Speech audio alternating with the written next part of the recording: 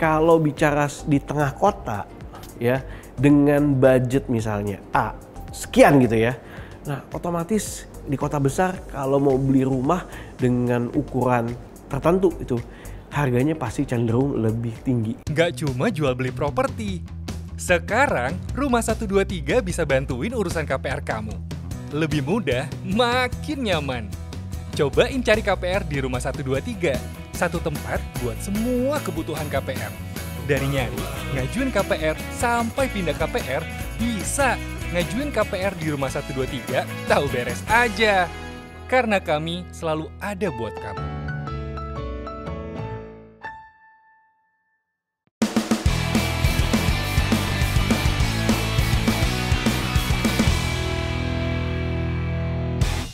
Hai Property People, ketemu lagi sama gue Ruby Herman di program Kata Ruby. Di program Kata Ruby ini gue bakal menjawab pertanyaan dan keresahan dari Property People yang terkait sama urusan properti. Jangan khawatir, gue bakal jawab pertanyaan kalian satu-satu pakai bahasa yang gampang dimengerti kok. Oh iya, sebelum kita lanjut, subscribe dulu nih channel Rumah 123 buat dapetin informasi seputar properti dan konten menarik lainnya. So, yuk kita masuk ke pertanyaan pertama. @Guntur Halilintar. Bagaimana sih cara kita untuk bisa terjun ke bisnis properti untuk pemula yang nggak paham sama sekali tentang bisnis properti? Apakah aman untuk memulai bisnis properti buat newbie? Oke, terima kasih buat Guntur. Salah satu property people yang pengen banget nih terjun ke bisnis properti. Nah, gue jelasin bisnis properti itu apa sih? Bisnis properti ini bisnis yang berhubungan sama rumah, tanah, ruko, apartemen, office building, dan lain sebagainya. Nah, ini merupakan sebuah investasi dalam bentuknya real, ada bentuknya ya. Nah, banyak cara untuk terjun ke bisnis properti ini. Nah, salah satu yang paling luar biasa adalah di developer. Bagaimana sebuah perusahaan bisnis properti ini yang mengembangkan ya dari tanah yang kosong dikembangkan menjadi tadi mungkin ada yang konsepnya integrated, ada apartemen, ada mall, ada office building, itu yang paling luar biasa. Tapi bisa juga ada juga yang sifatnya adalah developer yang skalanya mini gitu kan ya. Mungkin dia bangun perumahan ya, mungkin skalanya ada yang 1 hektar, 2 hektar, ada lagi yang lebih kecil. Membangun rumah gitu, mungkin 1 atau 2 rumah itu juga bisa termasuk dalam bisnis properti. Nah, bisnis properti itu jadi mengelola dan mengembangkan, develop dari yang mungkin masih biasa-biasa aja menjadi sebuah konsep di mana peruntukannya bisa digunakan oleh banyak orang. Nah, itu bisnis properti. Nah, ada lagi nih bisnis properti yang kita bisa masuk dengan cara mudah, yaitu kita belajar dulu menjadi seorang agent properti. Nah, saat kita menjadi agent properti, kita akan tahu nih basic-basic tentang dunia properti.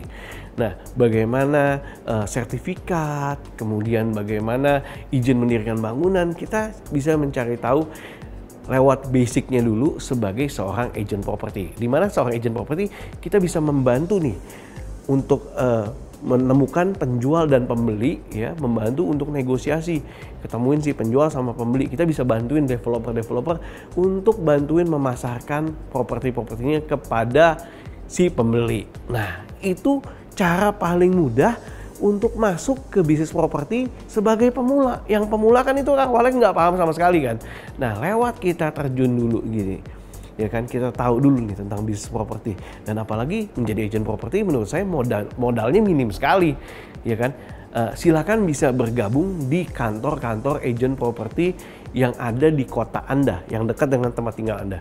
Nah, dari situ kan kita bisa belajar dan tahu. Dan ini aman banget untuk memulai bisnis properti untuk newbie. Yes, kenapa tadi? Ya kan, karena tadi modal minim. Mungkin untuk bergabung di agent properti ada syarat-syaratnya, tapi yang pasti investasi kan nggak besar. Kalau kita langsung pengen jadi developer, ya kan, atau menjadi kontraktor, itu kan butuh dana yang besar. Nah, saran saya belajar dulu nih. Kita tahu nih konsep dari developer A, konsep dari developer B, kita bantuin dulu cara jualan mereka. Otomatis kita bisa belajar. Nah, lama-lama kalau kita sudah tahu ya dari agent properti, kita bisa menjadi kantor buka kantor sendiri, buka kantor agent properti gitu kan ya. Nah, udah bisa nih jualan dan bisa mengelola marketing ya kan. Kalau ada dana lebih lagi, mau belajar step by stepnya untuk menjadi developer, mulai dari mungkin bangun 1 atau 2 rumah, silakan, dan sampai seterusnya. Jadi bisnis properti ini banyak ya. Jadi itu bisa dipelajari step by step. Nah, kalau pengen tahu nih developer mana nih ya kan, atau agent properti yang seperti apa, nah silahkan bisa dicek juga di rumah123.com ya, karena juga kalau nggak salah ada agent property award tuh. Nah, bisa dilihat artikelnya di website Rumah123.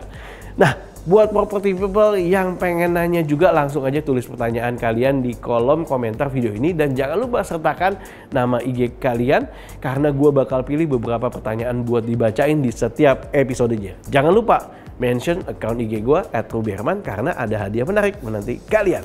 Oke, next nih. Pertanyaan dari @darmayanti_syahputri. Indikator properti yang berkualitas itu seperti apa aja sih? Dan mana sih yang lebih baik, beli rumah atau beli apartemen, khususnya bagi kaum milenial? Oke, bicara soal indikator properti yang berkualitas ini, kalau indikator sebenarnya ada banyak nih, berhubungan sama supply dan demand itu juga, ya kan? Kalau di mana ada supply dan juga ada demand ketemu, cocok gitu kan ya. Nah, properti tersebut bagi pemilik bisa disewain karena tadi ada demand yang tinggi ya. Itu membuat match gitu kan ya, mix and match-nya oke. Nah, itu jadi indikator. Harga juga menentukan. Kadang supply dan demand itu menentukan harga. Kalau semakin banyak permintaan tapi supply-nya dikit, otomatis harganya cenderung menjadi tinggi. Makanya kenapa di kota-kota besar properti itu harganya semakin tinggi. Karena tadi balik lagi hukum permintaan dan penawaran. Ketika permintaannya banyak, otomatis si pemilik properti ya bisa pelan-pelan nih menaikkan harga. Karena tadi banyak opsi yang mau menyewa, atau mungkin kalau dijual lagi itu banyak yang minat juga. Nah, ini merupakan indikator yang berkualitas. Karena beberapa properti-properti yang berada di kota-kota maju, kota-kota yang berkembang, di mana trafficnya sangat tinggi, kebutuhannya sangat tinggi, otomatis capital gain-nya, rent income-nya itu cenderung tinggi. Dan banyak orang yang menikmati profit atau keuntungan atau investasi yang menguntungkan di tengah kondisi di mana keadaan tersebut maju gitu kan ya. Kalau kita lihat nih, terutama di Jakarta, kita lihat nih di jalan-jalan protokol, wow, itu harganya luar biasa. Mungkin kalau flashback 20 tahun yang lalu, wah, harganya jauh banget gitu loh. Saya banyak menemukan ada beberapa orang yang membeli properti gitu ya, yang waktu masih tanah gitu, harganya per meter mungkin masih 1 juta. Tapi ketika pembangunan sudah jadi, sudah hidup, harganya bisa 20-30 juta per meter. Bayangin kenaikannya yang luar biasa. Dan ini bisa terjadi di kota-kota besar. Tapi nggak menutup kemungkinan juga kita bisa pelajari hal-hal tersebut dengan lihat pembangunan yang ada di kota tersebut dan juga bagaimana infrastruktur dan juga transportasinya. Nah, apalagi kalau teman-teman lihat sekarang ini infrastruktur khususnya di Indonesia sangat-sangat maju pesat ya. Kita lihat banyak pembangunan jalan tol, kemudian pembangunan stasiun, LRT, MRT dan lain sebagainya. Itu memudahkan masyarakat untuk berpindah dari kota ini ke kota lain-lainnya sehingga mudah, otomatis jalanan yang dilintasi oleh tol tersebut sekelilingnya pasti akan naik. Nah, itu menurut saya hal-hal yang menjadi indikator properti yang berkualitas. Nah, kemudian dari Darmayanti juga nanya nih, bagusan beli rumah atau beli apartemen sih? Menurut saya, dua-duanya bagus asal cocok sama tujuan pembeliannya. Ya, jadi balik lagi sama Darmayanti nih. Cek juga kalau bicara di tengah kota ya, dengan budget misalnya A sekian gitu ya. Nah, otomatis di kota besar kalau mau beli rumah dengan ukuran tertentu itu harganya pasti cenderung lebih tinggi dibandingkan mungkin apartemen. Tapi balik lagi, apartemen juga lihat levelnya juga, karena setiap apartemen itu punya levelnya. Ya, ada yang levelnya mungkin harga per meternya kita bisa lihat, dan fasilitasnya ada juga yang apartemen yang grade A itu juga lumayan per meternya. Ada yang bisa 50 sampai 100 juta loh per meter. Nah, jadi balik lagi Dharmayanti cocokin nih. Mesti hitung-hitungan sama gajinya atau pendapatannya. Saya nggak tahu Dharmayanti apakah pengusaha atau juga karyawan, tapi cocokin. Terus aktivitas Dharmayanti itu di mana? Ya, apakah di tengah kota ataukah banyakan secara mobile gitu loh. Bisa di mana-mana. Ya. Nah, banyak orang yang datang ke saya, wah saya sukanya rumah, tapi kalau di tengah kota saya nggak sanggup, kebanyakan di pinggiran. Dengan harga mungkin 1M, ya, saya bisa dapetin rumah yang lumayan luas, tipe 72 gitu, ya, 2 lantai, tapi di luar Jakarta. Kalau di Jakarta udah nggak dapet, gitu kan. Nah, itu bisa aja. Tapi kalau pilihnya, oh saya mau apartemen yang harga 1M juga, itu mungkin di tengah kota, ya, dan juga lumayan dapatnya, mungkin grade B masih dapat gitu kan ya, masih dapat dengan ukuran sekitar 50 meter. Nah, teman-teman ya, bisa dapetin seperti itu yang per meternya kurang lebih 20 juta. Nah, dengan tinggal di apartemen itu kan memudahkan untuk transportasinya, mungkin dari meeting ke meeting atau mungkin ketemu klien dan lain sebagainya. Nah, balik lagi ya, rumah dan apartemen keduanya punya benefit masing-masing. Kalau bicara rumah, ya mungkin tadi pinggiran kota Jakarta butuh transportasi dan lain-lain, mesti dihitung waktu, tenaga, biayanya, ya. Tapi kalau apartemen tengah kota, apalagi banyak fasilitas di bawahnya, sebagai khususnya milenial kan, ada milenial yang memang sibuk banget, ya, time is money. Ada juga yang milenial yang bisa memanage waktu atau bekerja dari rumah saja atau bekerja dari tempat tinggal. Nah, silakan. Ya, balik lagi pilihan buat informasi lebih lanjut. Nah, pilih rumah atau apartemen bisa juga cek, lihat developernya siapa, ya, bisa cek di websitenya rumah123.com. Semoga bermanfaat. Nah, buat property people yang pengen nyari apartemen, rumah, tanah dan lainnya, kalian bisa cek di websitenya rumah123.com. Nah, di situ kamu bisa temukan semua jenis properti. Plus, ini nih yang penting, simulasi KPR-nya atau kredit pemilikan rumah. Coba cek sekarang juga di www.rumah123.com/cari KPR. Seru banget kan pembahasannya? Jangan lupa nih, subscribe dulu ya, Rumah 123 sekarang. Oke deh, kita lanjut ke pertanyaan berikutnya. Nah, @bella_amalia. Apakah pengambilan tenor 10 tahun ke atas itu sesuai dengan milenial supaya seandainya kita KPR masih bisa mengikuti lifestyle plus investasi? Oke, Bella, good, pertanyaan yang bagus nih. Bicara soal pengambilan tenor 10 tahun ke atas, ya, itu balik lagi sebenarnya kita cek and recheck kapan nih kita ambil, pas umur berapa. Nah, kita tahu secara KPR itu umur produktif maksimal di 55 tahun ya untuk karyawan ya. Tapi kadang special case bisa lebih. Bisa ada tambahan 1 sampai 5 tahun kalau ada surat bahwa orang ini akan bekerja lebih dari waktu pensiun ya. Biasa 55 ada tambahan, biasa ada surat keterangannya. Nah, balik lagi, saat mengambil tenor 10 tahun itu ya kan, itu kita harus cocokin juga ya sama gaji kita berapa nih, income kita berapa. Ya, nah kita akan memperoleh rasio untuk kapasitas kita bisa mengambil cicilan KPR. Karena itu harus dicek lagi berdasarkan income-nya. Nah, biasanya saya selalu menyarankan itu kan kurang lebih ya 20-30% ya. Walaupun ada beberapa bank yang memberikan rasio untuk kapasitas mencicil sampai dengan 60% dari gaji. Ya, ada yang seperti itu. Nah, tapi kan balik lagi, 60% nih, 40%-nya cukup gak untuk biaya hidup, untuk lifestyle tadi kan? Apalagi mau investasi.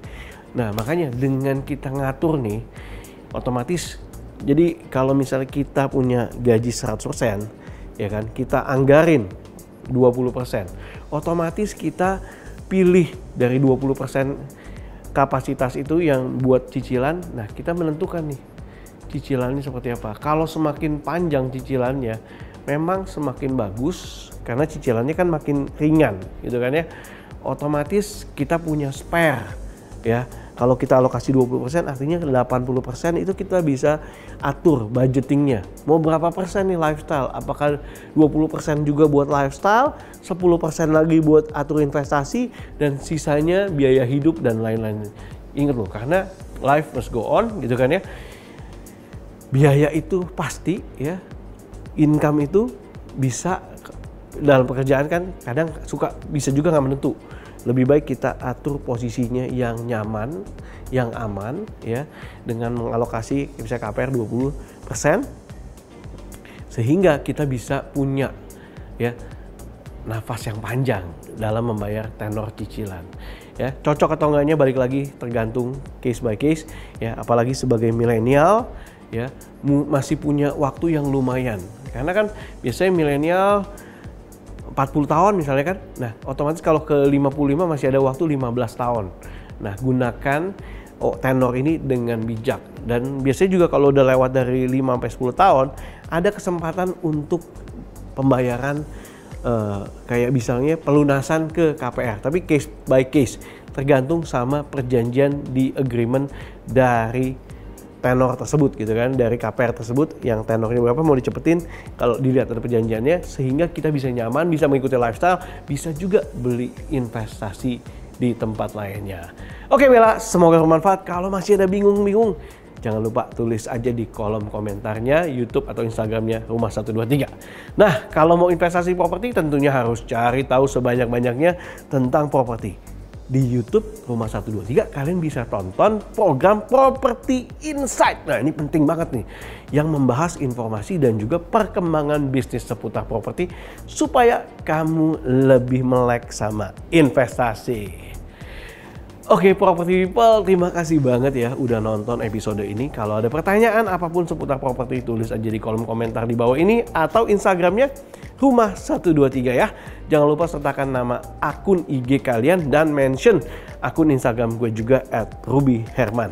Dapetin juga informasi lengkap tentang properti dengan subscribe channel YouTube-nya Rumah 123 sekarang juga. Jangan lupa untuk like dan share video ini ke teman atau kerabat lu yang masih suka bingung soal properti ya. Mulai dari nyari sampai dapetin KPR yang cocok sama kebutuhan, Rumah 123 selalu ada buat kamu. Gua Ruby Herman, sampai jumpa di program Kata Ruby berikutnya. Jangan lupa beli properti, lihat di Rumah 123. Gak cuma jual beli properti. Sekarang Rumah 123 bisa bantuin urusan KPR kamu. Lebih mudah, makin nyaman. Cobain cari KPR di Rumah 123. Satu tempat buat semua kebutuhan KPR. Dari nyari, ngajuin KPR, sampai pindah KPR, bisa. Ngajuin KPR di Rumah 123, tahu beres aja. Karena kami selalu ada buat kamu.